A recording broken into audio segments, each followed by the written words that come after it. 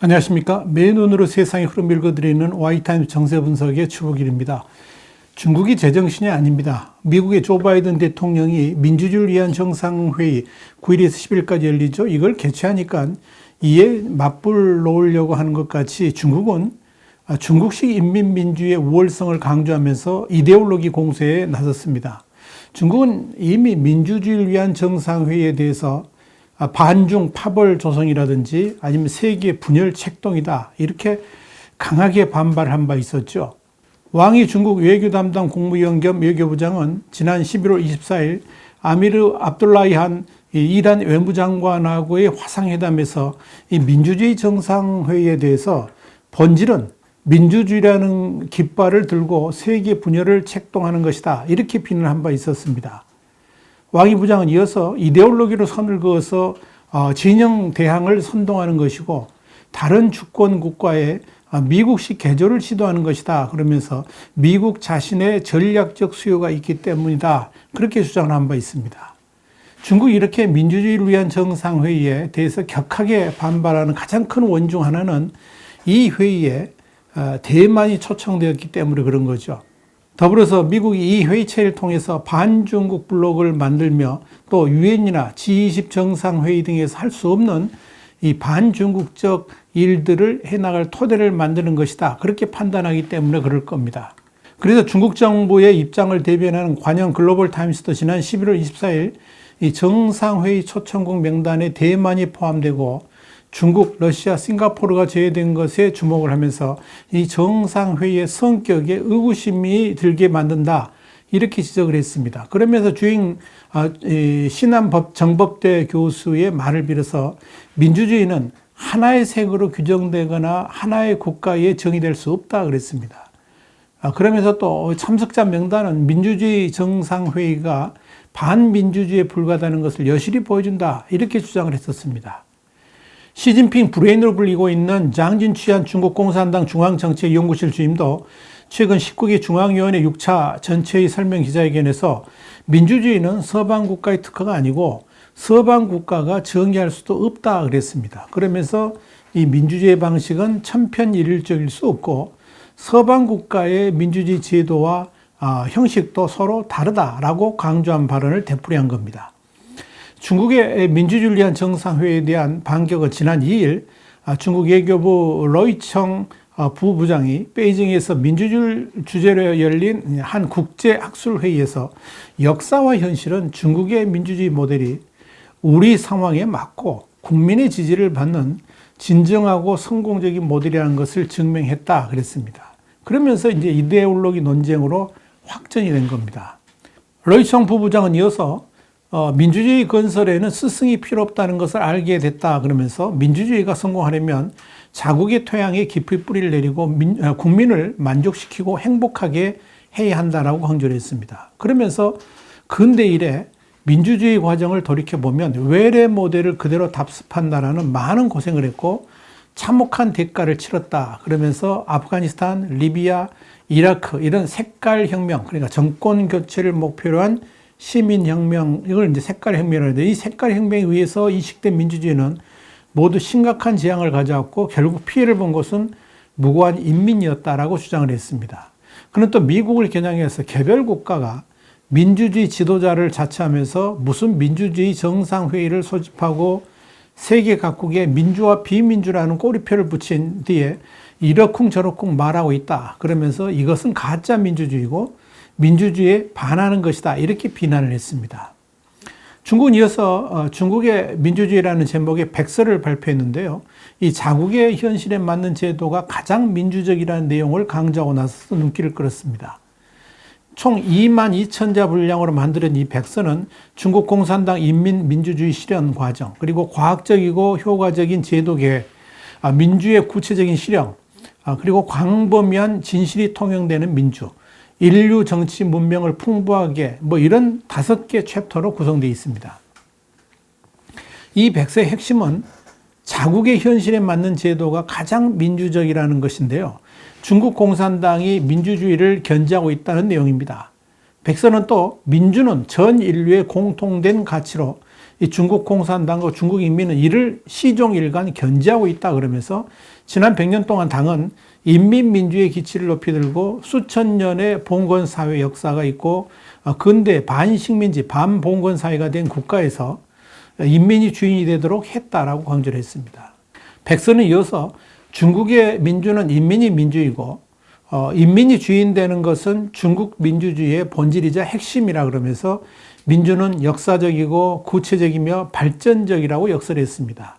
그러면서 각국의 민주는 자국 역사와 문화의 전통에 뿌리를 두고 있다 그러면서 자국 인민의 실천적 탐구와 지혜에서 자라나기 때문에 민주의 길과 형태는 모두 다르다.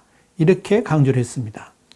백서는 또 민주는 장식품이 아니라 인민의 해결을 원하는 문제를 해결하는 데 사용돼야 된다 그러면서 민주는 각국 국민의 권리이자 소수 국가의 전유물이 아니다라고 강조를 했습니다.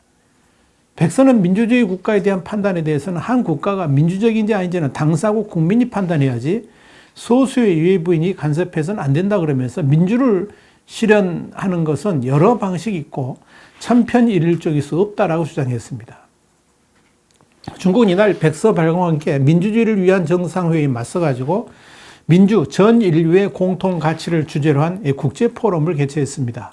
공산당 중앙선전부와 국무원 신문판공실이 주최한 이 행사에는 120여 개 국가 또는 지역, 또 20여 개 국제기구에 소속된 400여 명의 인사가 온오프라인으로 참석을 했다고 신화통신은 전했습니다.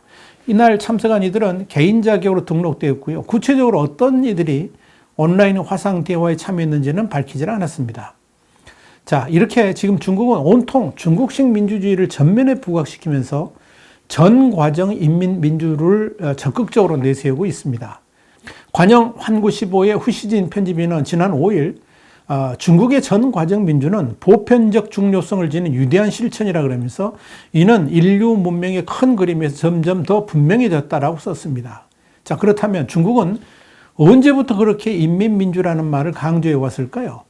사실 중국은 덩샤오핑 시대의 개혁개방 정책 수용 이후에 민주 대 비민주의 이분법이 입각한 서방의 중국 체제 비판 앞에서 수세적이었습니다. 입을 딱 다물었었죠.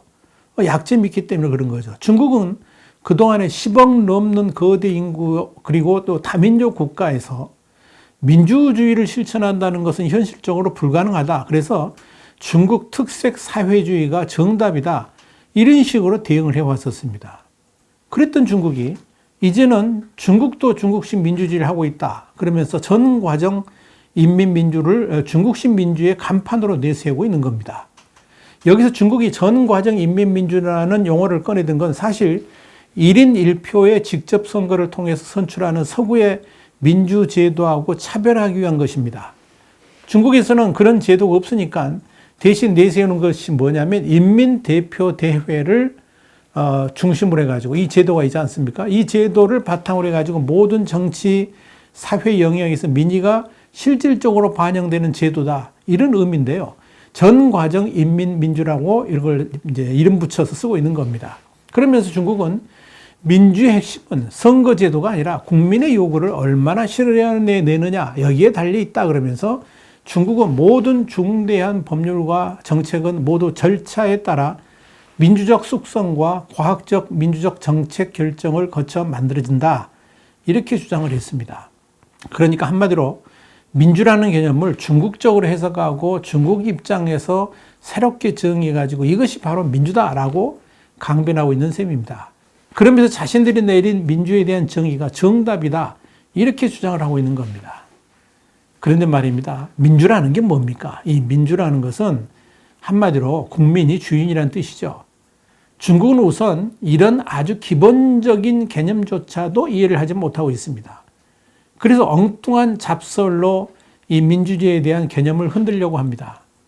중국도 국호에 인민민주주의라는 말을 분명히 쓰고 있죠. 그런데 중국이 진짜 그 말 그대로 민주주의를 시행하고 있는 국가인가라고 물으면 중국 지도부를 제외한 어느 누구도 믿지 않을 겁니다.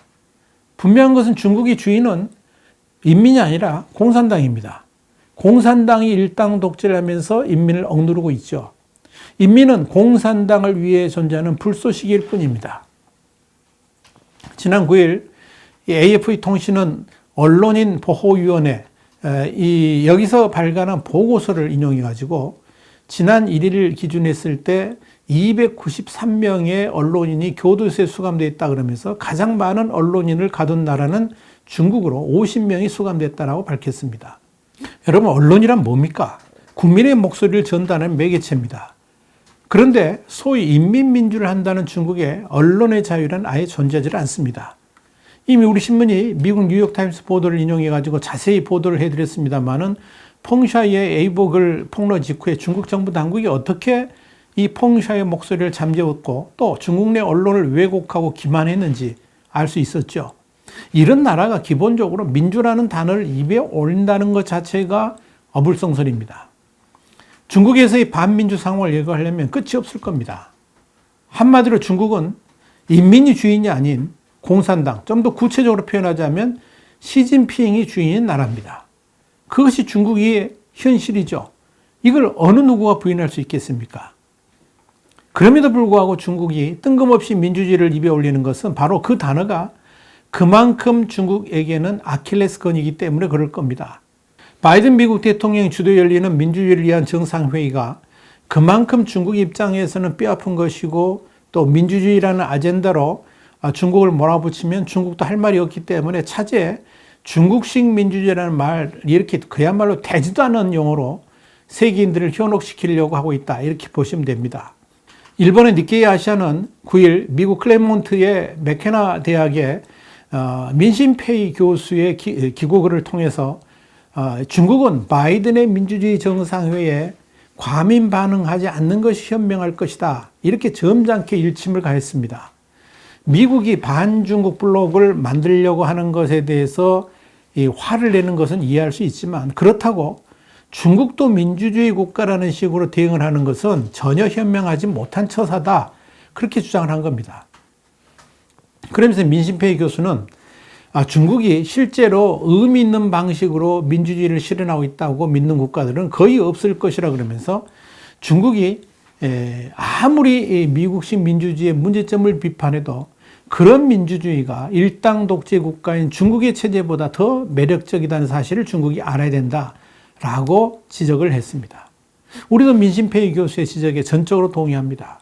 사실 대만이 민주주의를 위한 정상회의에 초청된다는 점이 열불난 중국의 대응이라는 점에서 이 바이든 대통령 주도의 그 회담에 대해 비난한다는 것, 그건 이해할 수 있을 겁니다만은 중국이 모범적인 인민민주국가라고 주장하는 것은 오히려 중국의 이미지나 국격을 더욱더 떨어뜨릴 수 있다는 점에서 중국이 상당한 패착을 두고 있다고 봐야 될 겁니다. 일단 마침 내년 베이징 동계올림픽도 중국의 인권 문제 그리고 펑샤이 사건 등을 이유로 이 외교적 보이콧을 하겠다고 미국과 서방 진영이 나서고 있습니다. 이런 상황에서 중국이 인민민주라는 얼토당토 않는 논리로 떠들어댄다는 것 자체가 중국의 민낯을 고스란히 드러내는 촉매제가 될 것으로 보입니다. 한마디로 중국이 설 자리를 잃게 되는 계기가 될 수 있다 하는 겁니다. 중국은 이렇게 스스로 몰락의 길로 가기를 재촉하고 있습니다. 와이타임 정세 분석이었습니다. 다음 시간에 다시 뵙겠습니다. 감사합니다.